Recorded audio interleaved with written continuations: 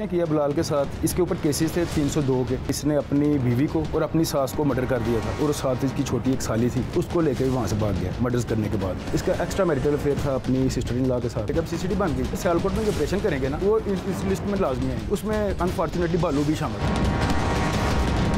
किसके साथ शादी हुई थी? बालू ने खुद कहा था? जी बिल्कुल, हमें पता है यार। सीसीडी के क़याम के बाद जराइम पेशा अफराद की नींदें हराम हो गई हैं, बल्कि जराइम पेशा अफराद है उनको हमेशा के लिए सुला भी दिया गया है।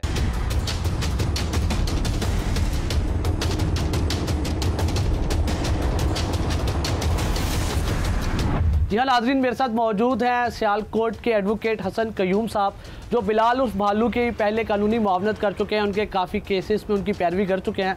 जनाब मेरे साथ मौजूद हैं। सर बताइएगा सबसे पहले तो ये मामला क्या है? सर ये जो मामला सीसीडी ने किया बिलाल के साथ, ये भी फ़िलहाल बिलाल अंदर था। इसके ऊपर केसेस थे 302 के। इसके ऊपर एलिगेशन था कि इसने अपनी बीवी को और अपनी सास को मर्डर कर दिया था। यहाँ पे पक्की कोडली में गाँव है, वहाँ पे इसने उनको मर्डर किया है और साथ इसकी छोटी एक साली थी, उसको लेकर वहाँ से भाग गया मर्डर करने के बाद। बिलाल की बालू की शादी हुई भी थी उस खातून से? इन्फॉर्मेशन यही है कि इसने उसके साथ शादी भी की हुई थी, कर रखी थी शादी घर वालों से चोरी, खुफिया। जी खुफिया शादी कर रखी थी। पक्की कोडली में रहती थी, तो उसका इतना अच्छा कंडक्ट भी इतना अच्छा किरदार इतना अच्छा नहीं था, बड़ी नोटोरियस थी वो उस एरिया में।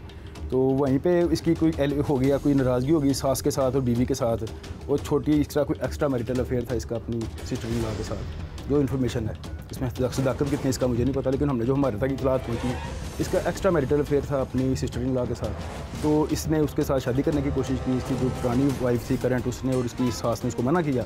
इस बात पर इसने वहाँ पे इसने गुस्से में या नशे में किसी हालत में भी वहाँ पे दे दो कर दिए कमिट मर्डर्स करने के बाद वो जो तीसरी लड़की थी उसको लेकर वहाँ से ये आगे पीछे हो गया कहीं। उसके बाद ये पकड़ा गया, पुलिस कहती है हमने उसको पकड़ा बड़ी मेहनत करके, और वो कहता था मैं खुद पेश हुआ, पता नहीं क्या उसमें हुआ। और उसमें जो मर्डर थे ना दोनों, उसमें इसकी सुलह भी हो चुकी थी। उसमें इसकी सुलह हो चुकी थी। किसके साथ सुलह हुई? जो उसके लवाहकीन थे, जो उसके लीगल हेयर्स बने ना, मुद्दई कंप्लेनेंट बने उसके, उसमें इसकी सुलह भी हो चुकी थी। क्योंकि ये 2-3 महीने में जो हालात जब चेंज हो गए, जब सीसीडी बन गई, तो फिर हर बंदे को ये पता था कि अगर सियालकोट में जो ऑपरेशन करेंगे ना, तो हमारे चंद एक हमारे दोस्त आप कह लें, हमारे जानने वाले कह लें, वो इस लिस्ट में लाजमी आएंगे। उसमें अनफॉर्चुनेटली बालू भी शामिल था। हमें पता था कि अगर ये करेंगे ना ऑपरेशन, क्योंकि बालू इसमें आएगा, क्योंकि हमारे पास इतलात तो पहुँच गया कि हम क्रिमिनल प्रैक्टिस करते हैं, फौजदारी वकालत में हम बड़े तो हाँ अपना एक्टिव हैं। कितने मुकदमा थे बालू के खिलाफ? इसके ऊपर वो इंडिपेंडेंट अलग बहुत सारी FIR नहीं थी।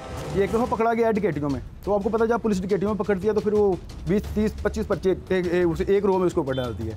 एक दफ़ा ये पकड़ा गया था डिकेटियों में, इसके तब पता नहीं पुलिस ने कितने पर्चे इसके ऊपर दिए। फिर उसके बाद ये बाहर भी आ गया था। तो जब बंदा डिकेटियों में पकड़ा जाता है, फिर उस जितनी मर्जी FIR बना ले, आप 100-150 बना ले, कोई इशू नहीं होता है, क्योंकि पुलिस ने आपको एक दफ़ा पकड़ना है और उस थाने में और साथ वाले 3-4 थानों में जितने भी होती है नामुल में FIR, वो सब में आपको नॉमिनेट कर देते। बाकी ये जो सुन रहे हैं कि बड़े पर्चे 50-60 नहीं, इस लेवल पर नहीं था वो बड़ा अच्छा लड़का था, बस मिसयूज़ हो गया, गलत हाथों में चला गया। और जो इतला कैसे मिसयूज़ हो गया? अब उनका क्या नाम लूँ? कैमरे के सामने अपने चलाना नहीं है, उनका नाम लूँगा तो आप चला दें। आप नहीं चलाएंगे, उनका नाम आप ले लें। आप ले जिन लोगों ने उसको यूज़ किया, जिन लोगों ने उसके जनाजे में भी शामिल थे, वो लोग हमारे साथ खड़े होकर उसका जनाजा भी पड़ा उन्होंने। कौन लोग थे वो? हमारे सियालकोट के ही हैं, हमारे शहर सियालकोट के ही हैं, बड़े अदारों से जिम्मेदारान हैं। अदारों से नहीं, अदारों से नहीं है, प्राइवेट पर्सन हैं। अच्छा, तो उनका हर दौर में जी बात उनका हर दौर में यही वतीरा रहा है। वो पहले लोगों को इस्तेमाल करते हैं टिशू पेपर की तरह, जब समझते हैं कि हमने नहीं इस्तेमाल कर लिया डस्टबिन में फेंक देते हैं। तो बालू भी उनका बन गया, अलाकार बन गया। और उसके बाद फिर उसके खिलाफ एलिगेशन ये भी लगती रही कि ये कंटेक्ट के लिए। तो बालू से भी ऊपर बदमाश है? बालू तो कुछ भी नहीं था सर, बालू बदमाश नहीं था। अच्छा, बालू बस मेरा यूज़ हो गया टिशू पेपर की तरह। बालू क्या करता था? बालू बालू कौन था? खानदानी मीर लोग हैं वो। अच्छा, उनकी प्रॉपर्टीज़ हैं काफ़ी सारी सियालकोट में, अराई बरादरी से उनका तल्लक है। और उनके एक रिलेटिव थे सियालकोट में, वो बदमाश थे, वो मानते हैं। उनका नाम था छिनालूला। वो इसके मामू थे या चाचू थे, मुझे ये भी कंफर्म नहीं पता, लेकिन ये सुना कि उसके मामू थे। तो वो उनका बड़ा नाम था सियालकोट में। उनका बिजनेस वो बदमाश थे अपने दौर में, वो तो एडमिटेड फैक्ट है, वो पूरी दुनिया मानती है। अच्छा, वो छिनालूला उनका नाम था। उनको पास पैसा भी बहुत सारा था और उनका नाम भी बहुत ज़्यादा था।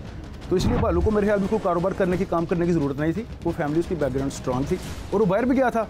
वो रशिया में गया, रशिया में इसने रेस्टोरेंट भी शुरू किया था, इतना भी मुझे पता था, मेरे साथ वो राब्ते में था। तो उसने बोला मैं रशिया में गया, मैंने कोई रेस्टोरेंट बनाया, मुझे मेरे घर वालों ने काम शुरू करके दिया। उसके बाद वो दुबई भी आता जाता रहता था, दुबई में भी उसका कोई काम था, कोई कारोबार था। तो इसका इसलिए लोगों की नज़रों में कोई सेटल्ड बिजनेस बेशक नहीं था, लेकिन वो कारोबार अगर करना चाहता तो कोई इशू नहीं था उसके लिए। उसके घर वाले उसके 2-4-5 करोड़ का लगा के कारोबार शुरू करवा सकते थे किसी टाइम भी जब वो चाहता। तो फिर आप वो कह रहे हैं कि वो डकैतियाँ करता था? मैं कब करूँ डकैतियाँ करता हूँ? मैं करूँ उठाया जब पुलिस ने डकैतियों में उठाया, जब एक दफ़ा डकैतियों में उठाया जब उठाया तो फिर उसके ऊपर जितनी मर्जी डाल दें, 20 डाल दें, 25 डाल दें, उसको कोई जवाब नहीं होता बंदा किसी को। अच्छा, वो एलिगेशन था डकैतियों वाला, इसलिए तो बंदा फिर बाहर भी जल्दी आ जाता है ना। हमारा ये फिर अलमिया ये है ना कि जब लोगों के ऊपर झूठियाँ डकैतियाँ पुलिस डालती है तो फिर जो असल डकैत होते हैं उनको भी इसका बेनिफिट मिल जाता है। जब एक बंदे पे गलत डालते हैं ना, फिर असल डकैत भी बाहर आ जाते हैं, फिर आपको सीसीडी बनानी पड़ती है ऑपरेशन करने के लिए। अच्छा, भालू इतना खतरनाक था कि उसे सीसीडी मरवा देती? भालू के खिलाफ जो एलिगेशन थी वो बड़ी सीवियर एलिगेशन थी, अब जो चल रही थी काफ़ी वो फेमस था टिकटॉक पे, सोशल मीडिया पे काफ़ी एक्टिव था। क्या इस चीज़ की सजा मिली है भालू को? It may be one of the factors, ये भी एक फैक्टर है, वन ऑफ द फैक्टर ये भी होगा, 100% है, क्योंकि जब यहाँ पे जब उसके खिलाफ इतनी सारी एलिगेशंस थी और ये मर्डर केसेस भी उसने अपने सॉर्ट आउट कर लिए, और फिर यहाँ पे त्रिहों में आते थे, वहाँ पे वो पेन ग्लासेस लगा के बटन खोल के वाइट सूट पहन के कॉटन का, तो साथ 20-25-30 लड़के लेके टिकटॉक बनानी और उसको पोस्ट करना। तो अब सोशल मीडिया पर हर चीज़ ऑब्जर्व होती है बड़े ध्यान से, तो उसको ये नहीं था करना चाहिए। हमने उसको मना भी किया कि यार बस कर दो, साथ ये डायलॉग लगाने संजय दत्त के और सिद्धू मूसेवाले के, तो ये नहीं मेरे ख्याल में होना चाहिए, इसको नहीं था करना चाहिए। हमने उसको मना भी किया। पाकिस्तान में तो बहुत सारे लोगों को कुछ नहीं होता, तो भालू तो सर आप कह रहे हैं उनका नाम लें, मैं भी तो यही कह रहा हूँ, उनको किसी ने पूछना भी नहीं है, जो बहुत सारे लोग हैं। इशारा तो दे दे हल्का इशारा। सर आपको सबको पता है पूरी दुनिया को, जो आप लोग देखेंगे ना सियालकोट के हवाले से, इसको पता चल जाएगा। सियालकोट के जो लोग भी देखेंगे उनको सबको पता चलेगा कौन लोग इन्वॉल्व है, उनको पकड़ना चाहिए। और अकेला भालू नहीं था, जो भालू के खिलाफ जो एलिगेशन थी ना कि ये सीरियल किलर है, वो अकेला सीरियल किलर नहीं है, यहाँ पे बहुत सारे सीरियल किलर्स हैं। मैं बताता हूँ सीसीटीवी, उनको नाम बताता हूँ, उनके एड्रेस बताता हूँ, सारा कुछ बताता हूँ। भालू के खिलाफ तो एलिगेशन थी ना, एलिगेशन ये सीरियल किलर है, तो उसके खिलाफ तो वो तो है अनसब्सटेंशिएटेड, यानी कि अभी साबित नहीं था। क्या भालू कब्जा ग्रुप था? कब्जा ग्रुप भी नहीं बता लेता था? नहीं, बताए वाला कौन सा जमाना है, बता लेने देता है, देता बता आप किसी कब्जा कर सकते हैं आप किसी की प्रॉपर्टी के ऊपर? ये जमाना चेंज हो गया हुआ है, अब नहीं कोई कर सकता। अब सिर्फ यही था कि उसके थोड़े बहुत एलिगेशन थी, लेकिन वो जो टिकटॉक के बनवाता था, पुलिस को साथ चैलेंज करता था, रिट ऑफ द स्टेट को चैलेंज करता था, तो ये उसको नहीं था किसी को भी काबिल बर्दाश्त है। भालू पुलिस मुकाबले में मरा है या भालू के दोस्तों ने पुलिस मारा है?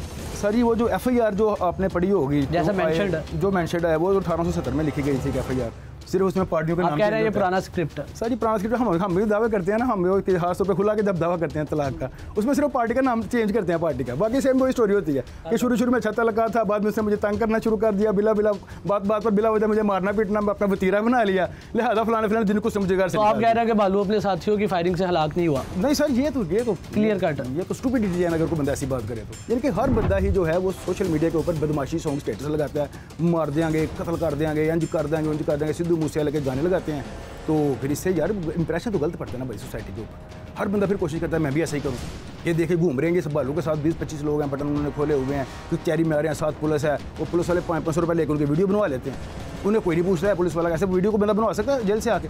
अगर भालू की जेल में आकर तारीख में वीडियोस बनती थी तो उन पुलिस वालों को किसी ने आज तक नहीं पूछा है।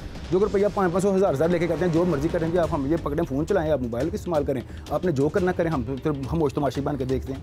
जब एक बंदा ऐसे करता है कि लो जी उसके ऊपर इतनी FIR थी, इनकी बात ही सच मान लेते हैं पुलिस की कि 50 FIR और 50 FIR वाला मुलज़िम आता है और देखिए उसने साफ सुथरे कपड़े पहने हुए, अच्छी जूता पहना हुआ है, ग्लासेस लगाई हुई हैं और वो आकर टिकटॉक बना रहा है, साथ उसका पूरा गैंग है, तो जो हमारी नई नस्ल है तो हम उसका बेड़ा गर्क कर रहे हैं।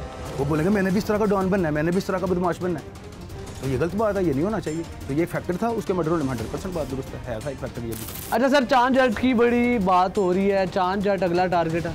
सर अगला टारगेट कौन है ये तो मैं नहीं कह सकता, और लेकिन मुझे नहीं लगता कि चांद जाट को भी कोई करेंगे। पुलिस ने ना एक को मार के तो 100 के ऊपर प्रेशर डालना है, हमारी इतनी भी वो चांद जाट पाकिस्तान में ही है, हमारी इन्फॉर्मेशन के मुताबिक तो नहीं है यहाँ पे, लेकिन अगर लाना चाहें तो इनको 500 पर सहूलियत की कमी कोई नहीं है। 50 के करीब बंदे ले आइए अभी तक इंटरपोल, तो ला तो सकते हैं अगर लाना चाहें तो।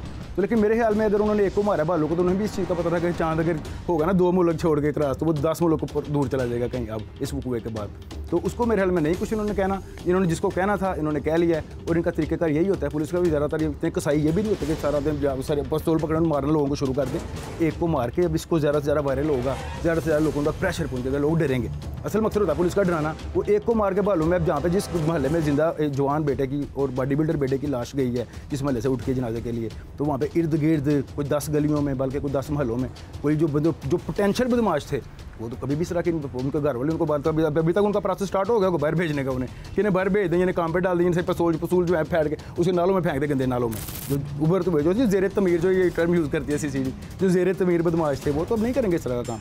पुलिस भी यही चाहती है कि एक को हम टारगेट करें और 100 बंदे को हम नसीहत करवा दें कि भाई आपने इस तरह नहीं करना। अगर उन्होंने चांद को पकड़ो तो सारे गैंग को पकड़ सकती है पुलिस, कोई इश्यू नहीं, कोई मसला नहीं है। CCD के लिए इंटरपोल के थ्रू ला सकते हैं।